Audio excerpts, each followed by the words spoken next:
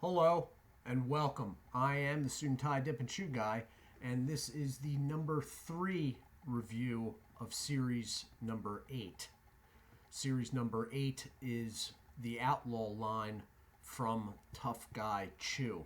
So I am traveling in this series from the most recent to the farthest back. So this is number 3, but this was the second release in the Outlaw line, and as you just saw, it will be of the badass bourbon. Just for those that have been following along, the Lucky Lipper is still holding okay. All right. So the Lucky Lipper did not go bad as of yet, about 24 hours after I reviewed it. But that's not the review today. The review is, as I said, badass bourbon. So let's take a look at the packaging. So that is a high gloss, if you couldn't tell. Metal lid. It's got a boxed raised rim in the style somewhat of U.S. smokeless tobacco products. It's got some fine lining on the upper half, and between that and the way they have some of the lettering, it looks like it's a tiered raised rim, but it is just one box raised. The cowboy hat wearing skull and crossed guns is also raised. Everything else is flat to the can. Background is brown, and it is a what looks to be like a wooden barrel, I suppose, like bourbon barrel. Moving around to the side, you have a warning label. You have the Outlaw branding, the flavor, and the fact that the can is a 1.2 ounce net weight can. Bar label, manufacturer's information, more Outlaw branding, and this particular flavor's branding. There is nothing on the back. The back is, I don't want to call it generic because it does have sort of a textured finish, but it could be along the lines of, let's say, a Pinkerton product. It does not seem brittle, though. In fact, it seems that it gives a little bend when pressing in on it. So the manufacturer's information basically is that this is a 100% American tobacco product, that it is manufactured by Ace Moist Snuff Incorporated of Hicksville, New York. For those that are wondering where Hicksville is, it is a little bit down Long Island from Queens. So it's outside of New York City, but it's within an hour drive, depending on traffic, I guess, on Long Island. So it is Ace Moist Snuff Incorporated, which is basically just the legal name of Tough Guy Chew. This is a tax class C because it is fine cut chewing tobacco. So this is the one that I haven't been terribly excited about because I am not a big fan of alcohol flavored dips. There's not many of them, but I was not overly taken with Copenhagen's Black, or Wayman's Reserve, I guess it was the last time it was out. The rum that is put out by Seneca, I don't even want to talk about it. I have never even tried Tequila Sunrise by Stoker's, the Chew. It is one of, I think, only 2 chews that I have never tried from them. But, and also I've never had the Moonshine by Stoker's that comes underneath the Tennessee branding. So, back when I did drink, I wasn't overly picky and I would drink bourbon. I'm going to crack this open now. But I was never a big bourbon guy. If it was going to be whiskey and I had a say in the matter, it was going to be like a single malt Scotch.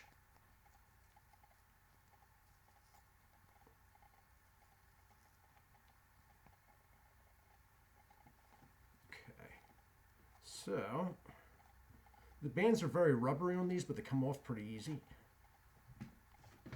Wow, that is some dark stuff. Holy cow.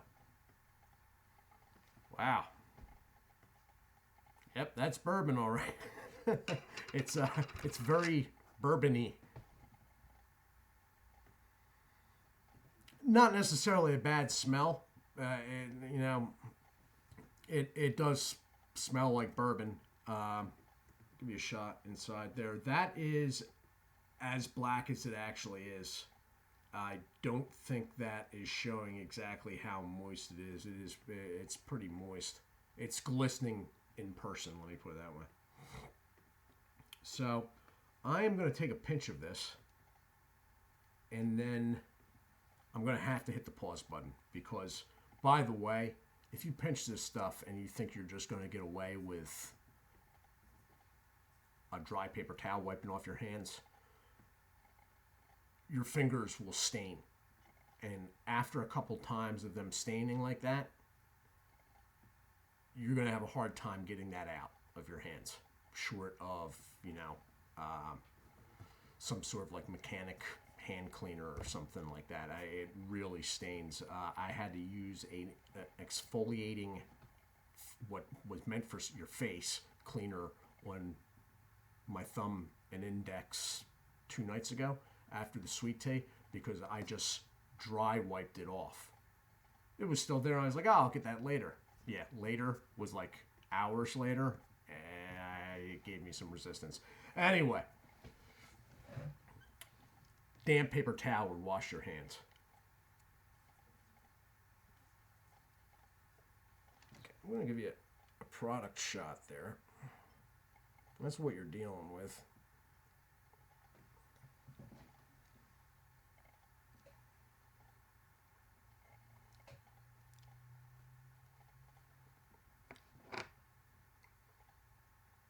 Yeah. Wow.